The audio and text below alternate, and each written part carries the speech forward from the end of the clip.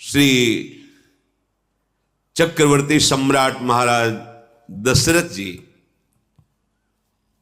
प्रभु श्री राम के वियोग में अपने प्राण न्योछावर कर दिए। कल प्रसंग में सुना, बड़े बड़े महापुरुष वहां उपस्थित हुए और सब कह रहे हैं कि जियन मरण फलु दशरथ पावा, अंड अनेक अमल जस छावा, जियत राम विधु बदनु निहारा, राम बिरह करी मरनु संवारा। आहा, धन्य है महाराज दशरथ जिन्होंने जीने और मरने का दोनों का फल प्राप्त कर लिया। जीते जी भगवान राम के मुखारविंद का दर्शन किया और मरण में भगवान में तन्मय हो करके अपने प्राणों को न्योछावर कर दिया। बलिहार है जीवन, ये आप भी प्राप्त कर सकते हैं। लीला चरित्र में कोई भी पद या कोई भी भाव ऐसा नहीं है जो आप प्राप्त नहीं कर सकते हैं। आपकी प्राप्ति के लिए ही भगवान ने लीला की है। देखो ना, कितने ऐसे महापुरुष हैं जो वात्सल्य भाव से भगवान को दुलार करते हैं। जीते जी नाम के चिंतन में व्यतीत किया और शरीर पूरा होते उनके साथ हो लिए। ये जन्म मरण का फल है। एक क्षण भी नाम नहीं छोड़ा, शरीर पूरा हुआ तो नामी के साथ छिन छिन बिहरत संग पक्का है। संशय नहीं होना चाहिए मन में। बोले आप लोग भजन करते हो तो आपको पक्का हो सकता है, पर हम तो इतना नहीं, हम तो गृहस्थ हैं। ऐसा देखो, यहां भजन की बात नहीं है, यहां अपनेपन की बात है। कई बार सहज उदाहरण में आपको बताया कि जैसे अपना बेटा पढ़ा लिखा भी नहीं है, उद्दंड है ज्यादा, लेकिन पड़ोसी का लड़का बहुत बुद्धिमान है, पढ़ा लिखा है, स्वस्थ है, तो संपत्ति का अधिकारी कौन बनेगा? वो पढ़ा लिखा वाला थोड़ी बनेगा, वही गंवार बनेगा। तो कै बच्चा के पेट, भगवत ऋषि जी महाराज कह रहे हैं, ये श्यामा श्याम का प्रेम रस सिंघनी का दूध है, ये ललिता विशाखादि स्वर्ण पात्र हैं और शरणागत जन बच्चा है। बच्चा बनने में क्या जाता है? कोई लायकात की तो बात कही नहीं जा रही। ललिता सखी उपासना है सिंहिन को छेर, है सिंहन को छेर रहा है कुंदन के बासन, कई बच्चा के पेट और घट करे विनाशन। बच्चा हमारी लाडली जू, हमारे लाडली लाल, बस इतना मन में आ गया कि मेरी श्यामा जू, मेरे लाल जू, तो आपको हम फाइनल बता रहे हैं, बीच वाला नहीं। जहां ये देखा गया उसकी कॉपी जांचने में कि सबसे पहले लिखा है कि हमारे माई श्यामा जू को राज, तो पूरी कॉपी बंद करके नंबर लिख दिए गए। गोस्वामी जी ऐसे नहीं बोल रहे हैं। हम कोई भी बात बिना महापुरुषों के बात के नहीं बोलते। कुछ होता है जो अपनी छाती का बोलते हैं, तो इतना विश्वास है कि हाँ, जो स्फुरित कर रहे हैं वचन वो गुरुदेव के वचन, आचार्य के वचन, मेरी महारानी जी की प्रेरणा के वचन, उनसे कभी आपका अमंगल नहीं होगा। आप प्रमाण ढूंढ लेना, वो कहीं लिखे होंगे, हम देख लेना। गोस्वामी जी कहें, बिगड़ी जन्म अनेक की अब ही सुधरे आजो। क्या साधना हो जाएगी अभी इसी समय? बिगड़ी जन्म अनेक की अब ही सुधरे आजो, आज अभी इसी क्षण। यहां कोई साधना का अवसर है क्या? शब्द देखना, बिगड़ी जन्म अनेक की अब ही सुधरे आज। क्या बोले? हो ही राम को स्वीकार करो, मैं प्रभु का हूं। बिगड़ी यहां बन गई। अब जितनी श्वासें नाम जपो, अब जितना जीवन रह गया है, एक कुमार्गामी प्रवृत्तियों का त्याग कर दो। काम तो यही बन गया पहली ही बात में। बिगड़ी जन्म अनेक की अब ही सुधरे आज, आज अभी इसी क्षण सुधर गई। क्या? हम श्यामा श्याम के, हमारे माई श्यामा जू को राज। अब जितना जीवन बचा है तो क्या करे? नाम जप। तुलसी तज कुसुमाज, कुसंग का, गलत आचरणों का त्याग करो। आखिरी में लिखा है, क्योंकि सामर्थ्य नाम से ही आएगी, और नाम जपने की प्रीता इसी बात में आएगी कि हमारे श्यामा श्याम है। इसी से बात बन, जीने और मरने का दोनों का परम फल यही। जीते जी खूब नाम जप किया और शरीर छूटा तो नामी के संग हो गए। छिन छिन बिहरत संग, छिन छिन निरखत प्रेम भरी। महाराज दशरथ का यश संपूर्ण लोकों में छा गया है। बड़े बड़े ऋषि जन विराजमान हैं, पूरा राजमहल शोक से व्याकुल हो रहा है। संपूर्ण अयोध्या में जिधर देखो विलाप हो, हा राम, हा महाराज, क्योंकि महाराज पधार गए, राम जी वनवास गए। भारी भारी विकलता, भारी दुख, इससे बड़ा दुख क्या। अरविंदाक्ष परम सुख सिंधु प्रभु का सब दर्शन पा रहे थे, प्रभु वनवास गए। महाराज धर्मशील सत्यसंध भगवत स्वरूप, जिनके पुत्र भगवान राम स्वयं श्री हरि आकर बने, वो महाराज भी पधार गए। क्या हालत है अयोध्या के जनों की। अद्भुत अद्भुत सुख में डूबने वाले जन, ये भारी विरह, जिधर देखो हाहाकार मचाओ। कोई कह रहा हा महाराज अब आपके बिना कैसे, कोई हा राम आप क्यों छोड़कर चले गए, आप ना जाते तो महाराज ना जाते। भारी व्याकुलता। तब वशिष्ठ मुनि समय सम कही अनेक इतिहास, शोक निवार्यो सब ही कर निज विज्ञान प्रकाश। वशिष्ठ जी ने सबको शांत किया और बहुत सुंदर ज्ञान की बातें कह करके सबको धैर्य बनाया। वशिष्ठ जी ने कुछ दिव्य औषधियां नाव में और तेल, उसमें महाराज के जो शरीर को विराजमान किया, और शीघ्रगामी अश्व से चलने वाले दूतों को कहा दौड़ करके जाओ और भरत जी जो ननिहाल में है मामा के यहाँ, उनको तुरंत सूचना दो कि गुरुजी ने तुरंत बुलाया। बस ये नहीं बताना, कोई घटना नहीं बतानी, केवल इतना कि गुरु वशिष्ठ जी ने तुम्हें तुरंत बुलाया है। कहने की आज्ञा थी। दूत बड़े शीघ्रगामी वायु के समान चलने वाले घोड़ों से। इधर भरत जी को कुछ अच्छा नहीं लग रहा, हृदय की गति होती है, बार बार जी में घबराहट हो रही है, करोड़ों प्रकार से उनको ऐसा लग रहा है कि कुछ छिन गया, कुछ अमंगल हो गया है, बड़ी व्याकुलता है। भरत जी ऐसा सोच ही रहे थे। ये विधि सोचत भरत मन, धावन पहुंचे आई, गुरु अनुशासन श्रवण सुनी, चले गणेश मनाई। भरत जी व्याकुल होकर सोच में डूबे ही थे। इतने में अयोध्या से शीघ्रगामी जो दूत वहां पहुंच करके प्रणाम किया और कहा गुरु वशिष्ठ जी का आदेश है, आप जैसी भी स्थिति में तुरंत अयोध्या पधारें। शुभ विनायकों का स्मरण करके भरत जी ऐसा मन कर रहा है कि अगर पंछी हो तो उड़ करके पहुंच जाएं, इतनी व्याकुलता है। बड़े वेग वाले अश्व में सवार होकर नदी पहाड़ जंगलों को लांघते हुए भरत जी का एक एक क्षण, एक एक निमेष ऐसा लग रहा है मानो कल्प बीत रहे हो। बार बार मन में आ रहा है कुछ तो ऐसा हो गया है जो मुझे बताया नहीं जा रहा है। बड़ा भय लग रहा है अयोध्या की तरफ चलने में, कहीं कोई ऐसी अशुभ बात सुनने को ना मिल जाए। अयोध्या को देखा तो ऐसा लगा कि जैसे श्रीहीन हो गई।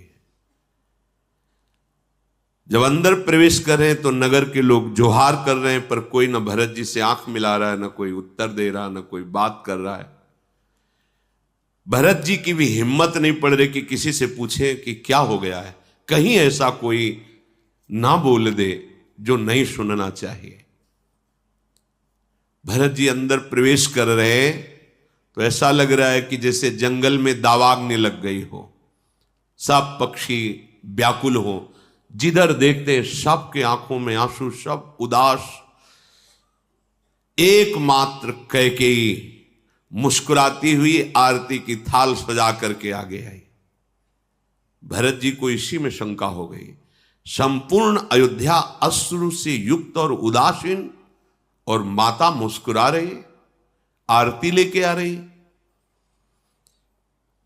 भरत जी को ऐसा लगा कि मानो मेरा सर्वनाश इसी आरती में छुपा हुआ है। ये मंगल आरती नहीं है, ये महान शोक की आरती, क्योंकि पूरी अयोध्या शोकित और मां हर्षित। कोई न कोई कैकेयी नजदीक आई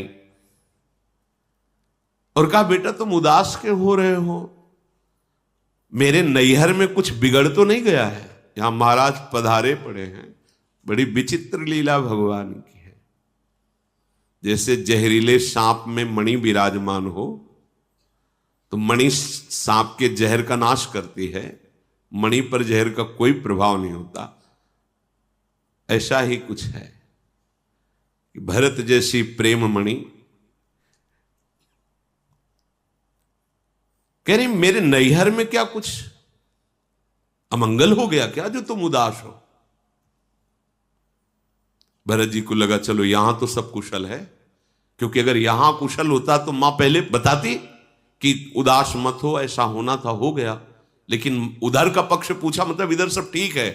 तो थोड़ा साहस भरत जी के हृदय में आया और कहा, उधर सब कुशल है, सब स्वस्थ हैं, सब मंगल है, पर मां क्या यहां कुछ अमंगल हो गया है क्या? महाराज श्री कहां हैं और माताएं कहां हैं? तुम अकेले महल में, और मेरे प्राणाराध्य राम लक्ष्मण सिया कहां हैं?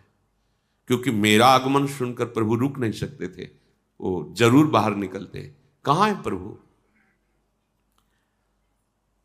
अब थोड़ा सा लीला की कैकेयी जी ने नेत्र थोड़ा उदास करके, इसमें तो बहुत ही कटु वचन, सुनि सुत बचन स्नेह में कपट नीर भरि नैन, भरत श्रवण मन सूल सम पापिनी बोली बैन। ऐसे शब्द का जो भरत जैसे पुत्र को प्रकट किया, थोड़ी सी बुद्धि कुसंग में हो गई मंथरा के, तो आज शब्द उनको कैसे बोले गए? पापिनी। उदासी थोड़ी प्रकट करती ही कहा कि तात तुम्हें उदास नहीं होना चाहिए, मैंने सारी बात संभाल ली है। बेचारी मंथरा मेरी सहायक बन गई, नहीं तो हम तो डूब ही जाती। थोड़ा सा शोक का विषय कि महाराज पधार गए। ये बात सुनते ही भरत जी तो मूर्छित होकर गिर गए। मेरे महाराज पिताश्री पधार गए, मूर्छित होकर गिर गए। बहुत व्याकुलता और बार बार हा पिताश्री, ऐसा क्या हुआ कि चलते समय मैं आपको देख नहीं पाया?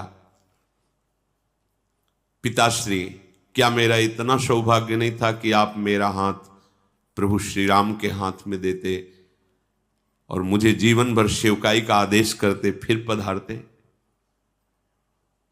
धैर्य धारण किया, संभल कर बोले, कारण तो बताइए माता, पिताजी के पधारने का कारण क्या? क्योंकि जब हम यहां से गए थे पिताजी पूर्ण स्वस्थ और प्रसन्न थे, पधारने का कारण क्या?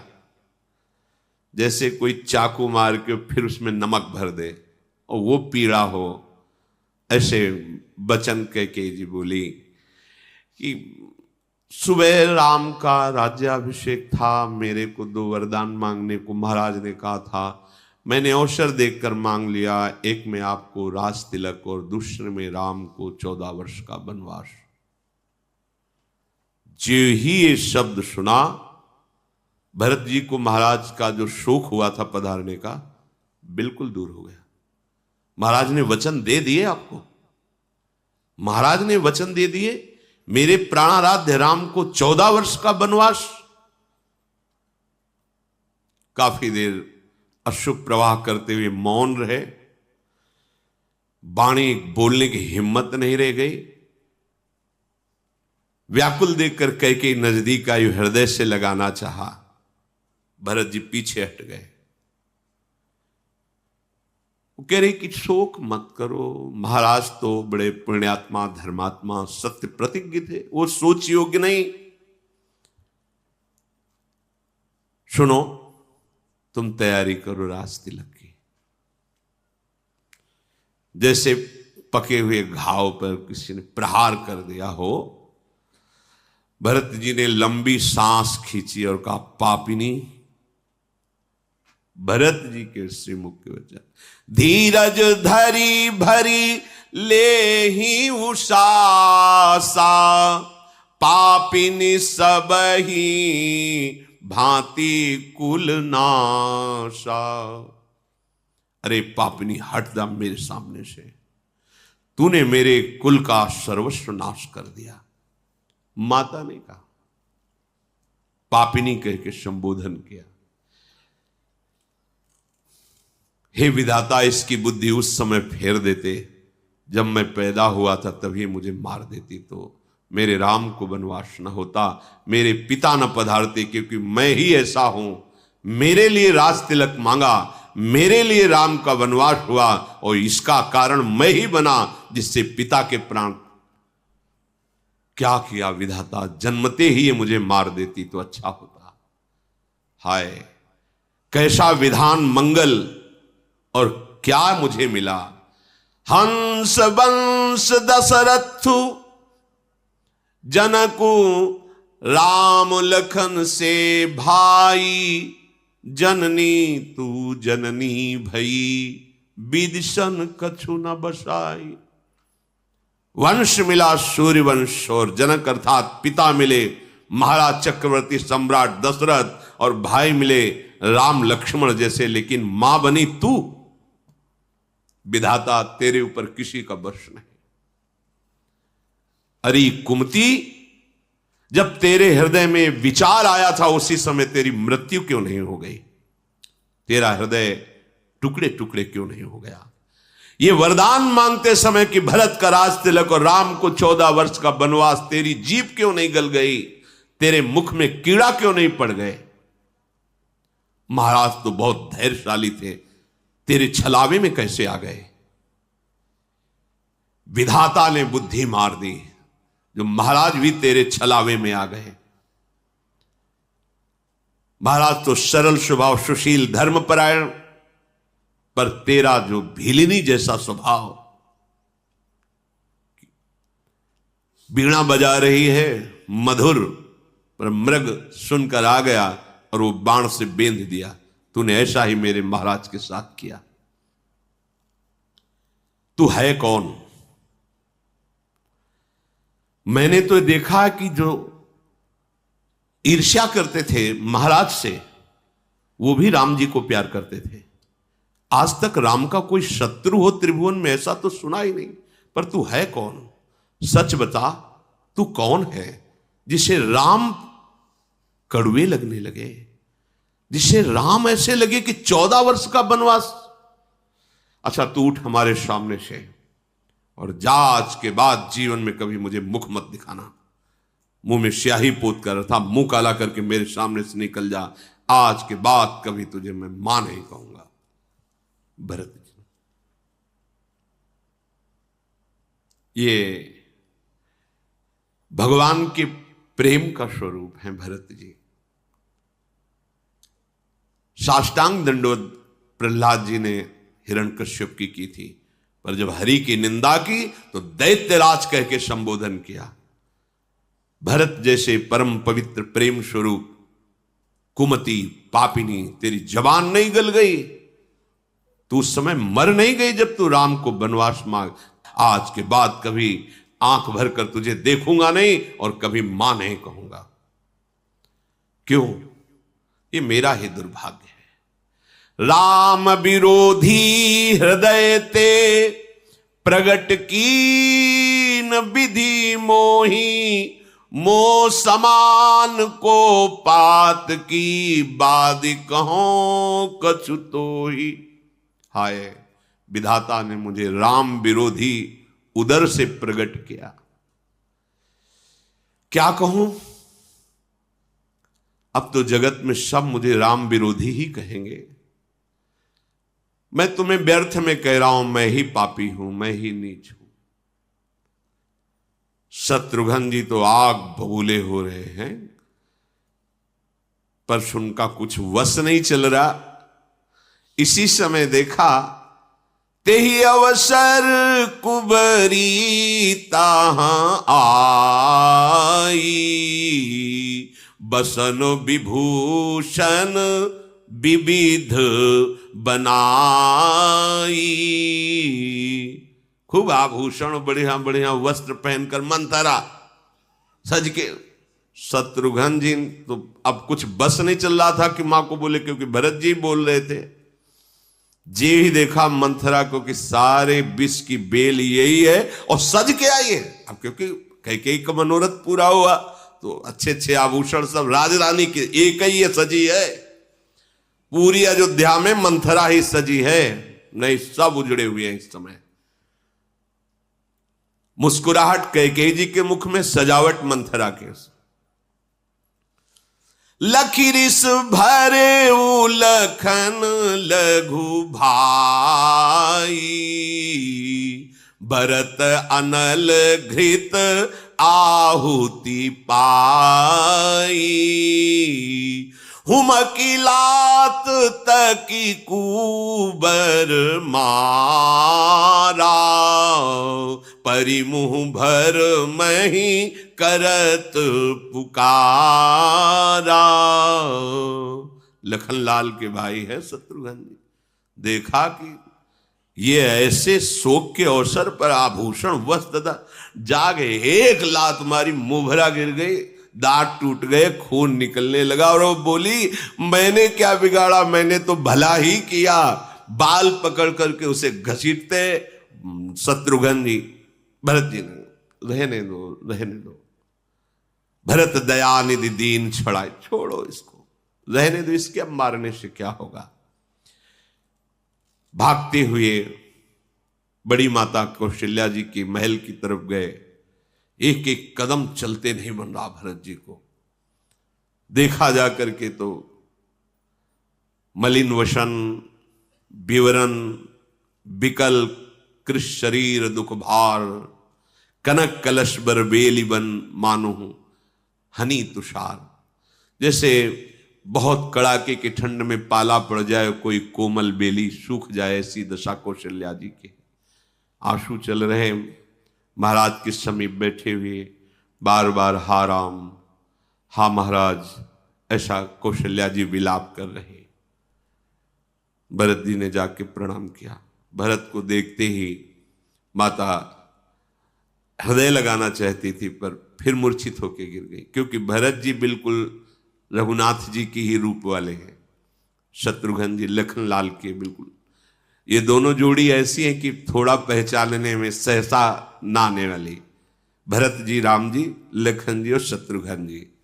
भरत जी को देखते ही एकदम रामाकार वृत्ति, मूर्छित हो गई कौशल्या। भरत जी बड़े व्याकुल हुए। माता को फिर जल आदि से मुख प्रक्षालन करके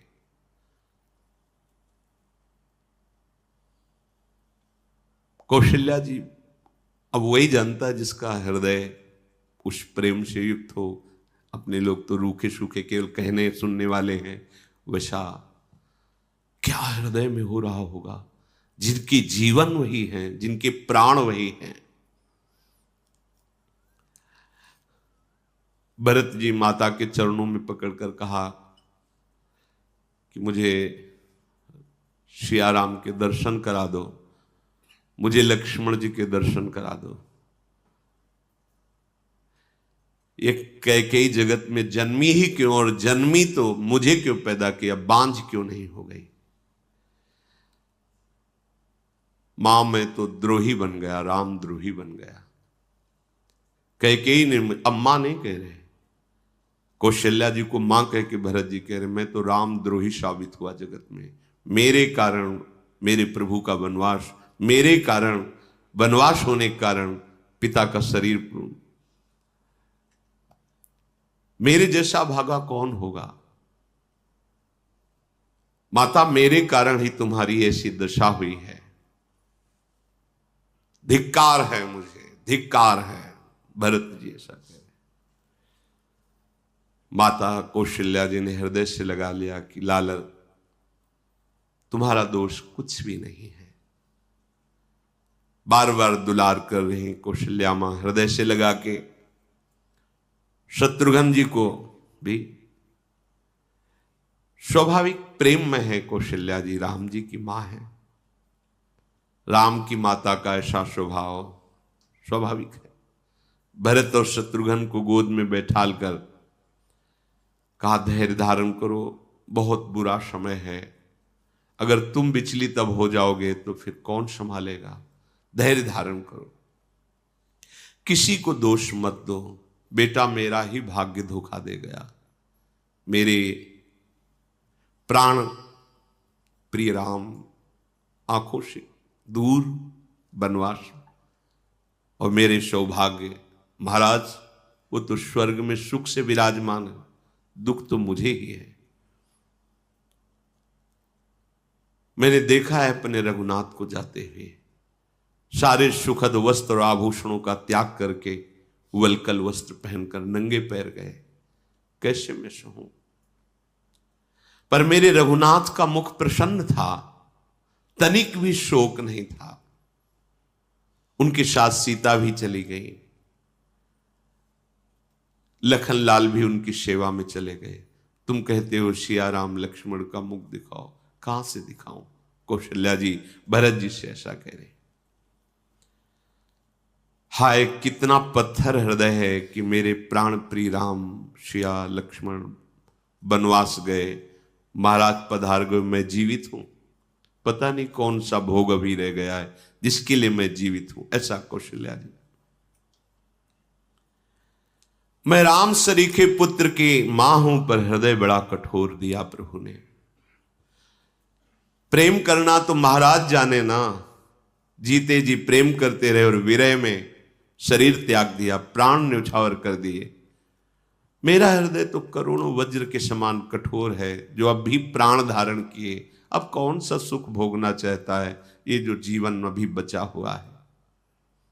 ऐसा सुनकर भरत जी चिल्ला चिल्ला के रोने लगे। शत्रुघ्न जी भी पूरा रनिवास। भरत जी सावधान हुए और कहा मां, बड़े बड़े महापुरुषों के भी जीवन में कष्ट देखा गया है, आप धैर्य धारण कीजिए। मां मैं कैसे तुमसे कहूं, जो अपने माता पिता के मारने का घोर अपराध होता है, जो गौओं की हत्या करने का, ब्रह्म ऋषियों के मारने का अपराध होता है, जो गर्भस्थ शिशु के मारने का अपराध होता है, स्त्री के मारने का अपराध होता है, और मित्र और स्वामी को जहर देने का अपराध होता है। सारे अपराध मुझे लगे, अगर मेरा इतना भी कहीं इसमें हो, मुझे कोई पता नहीं था। कभी ऐसा ना कोई सोचे कि जो कैकेयी जी ने मांगा है, मेरे मन में या मेरी कोई तनिक भी इसमें सम्मति थी। कर्म वचन मन से जितने होने वाले पाप, महापाप, उपपाप, अगर थोड़ा भी मेरा मत या थोड़ी भी जानकारी मुझे हो तो सारे पाप मुझे लगे। मां मुझे कुछ पता नहीं था। जे परिहरि हरिहर चरण भजहि भूत गण घोर, तेहि कै गति मोहि देव विधि जो जननी मत मोर। जो भगवान श्री हरि और महादेव जी के चरणों की भक्ति छोड़कर भयानक भूत प्रेत आदि से उनकी जो दुर्गति होती है वही मेरी दुर्गति हो, यदि थोड़ा भी मत मेरा कैकेयी जी के मत में हो। जो लोग वेदों को बेचते हैं, धर्म को दूह लेते हैं, दूसरे के पाप बखानते हैं, चुगली कर देते हैं, जो कुटिल हैं, कलह प्रिय हैं, क्रोधी हैं, जो शास्त्र और संतों की निंदा करते हैं, ऐसे लोगों को जो दुर्गति प्राप्त होती है, मुझे दुर्गति प्राप्त हो यदि थोड़ा भी मेरी जानकारी में बात रही हो तो। जे नहीं साधु संग अनुरागे, परमारथ पथ विमुख अभागे। जे न भजहि हरि नर तनु पाई, जिन्हें न हरिहर सुजस सुहाई। तज श्रुति पंथ बाम पथ चलही, बंचक बिरची बेस जगु छलही। तिनके गति मोहि शंकर देऊ, जननी जो यह जानो भेऊ। जो कभी सत्संग में नहीं बैठे, जिन्होंने कभी संतों का संग नहीं किया, जो अध्यात्म मार्ग से विमुख हैं, जो मनुष्य शरीर पाकर नाम जप नहीं किया, जिनको हरि हर भगवान श्री हरि और महादेव का सुयस नहीं सुहाता, वाम मार्ग में अर्थात निंदनीय मार्ग का अनुसरण करते, उनकी जो दुर्गति होती है, माता मेरी वही दुर्गति हो यदि मेरा थोड़ा भी कहीं मत हो। मैं इस बात को जाना ही नहीं कि कैकेयी के हृदय में क्या है। भगवान शंकर साक्षी हैं, अगर थोड़ा भी मत हो तो सारे पाप, उपपाप, महापाप से जो दुर्गति होती वो मेरी हो। कौशल्या जी ने दुलार करके कहा, बेटा तुम ऐसे वचन क्यों बोलते हो? मुझे पता है श्री राम तुम्हारे प्राणों से प्यारे हैं, श्री राम तुम्हारे प्राणों से भी बढ़कर प्रिय हैं, और तुम रघुनाथ को प्राणों से अधिक प्यारे हो। चंद्रमा भले विष चुआने लगे, शीतलता भले आग बरसाने लगे, जलचर जीव भले जल से बिलग रहकर जी ले, पर तुम ऐसा नहीं कर सकते। राम विरोधी भाव तुम्हारे अंदर नहीं आ सकता। ज्ञान होने पर भले मोह न छूटे, तुम कभी प्रभु के प्रतिकूल नहीं चल सकते, राम के प्रतिकूल नहीं चल सकते। अगर कोई सृष्टि में कहे कि भरत की सम्मति है, तो मैं कहती हूं उसे कभी सुगति प्राप्त न हो, दुर्गति को प्राप्त हो। कौशल्या जी कह रहे। कौशल्या जी ने हृदय से लगाकर दुलार, भरत तुम ऐसा मत सोचो। माता अपने प्रेमाश्रुओं से भरत को भिंगो रहे। उसी समय भगवान वशिष्ठ, वामदेव आदि बड़े बड़े ऋषि, मंत्रीजन सब एकत्रित हुए और भरत जी से कहा, तात हृदय धीरज धरो, करो जो अवसर आजू। अब तुम्हारा जो परम कर्तव्य है, महाराज का शरीर नाव पे विराजमान है, रघुवंश की पद्धति के अनुसार अंत्येष्टि संस्कार महाराज का करो। इनकी देह को सुंदर दिव्य नदियों के जल से स्नान कराओ। सुंदर विमान सजाया गया। कौशल्या जी, सुमित्रा जी ये पीछे पीछे विमान के चलने लगी कि अपने शरीर को हम पूरा करेंगे इनके साथ महाराज के। भरत जी ने चरण पकड़कर मना लिया, मां अगर आप अपने शरीर को महाराज के शरीर के साथ पूरा नहीं करेंगे तो हमारे प्रभु श्री राम को बड़ा सुख मिलेगा। वो जब आएंगे आपसे मिलेंगे तो उन्हें बड़ा सुख, राम दर्शन के लिए आप प्रभु को सुख मिलेगा, आपको उनके दर्शन। इसलिए मेरी प्रार्थना। चरण पकड़ करके अपनी माता को रोक लिया कौशल्या जी, सुमित्रा जी आदि। बहुत से सुगंधित द्रव्य, चंदन, अगर, कपूर, गुग्गल, केसर, इनके द्वारा बहुत बड़ी चिता सजाई गई सरयू तट पर। और वेद विधि के रहस्य को जानने वाले ब्रह्म ऋषि महर्षियों के द्वारा फिर संस्कार हुआ, दाह संस्कार, जलांजलि, तिलांजलि आदि समर्पित की गई। भरत जी ने 10 गात्र विधान से महाराज का संस्कार किया। जैसी जैसी वशिष्ठ जी ने आज्ञा की वैसे वैसे दान, ब्राह्मणों को संतुष्ट करना आदि। बहुत से वस्त्राभूषण, सिंहासन, स्वर्ण, मणि, ये सब ब्राह्मणों को दान की। जैसा महाराज के वंश में होता था वैसा वशिष्ठ जी आदेश करते गए, भरत जी ने सब वैसा ही किया।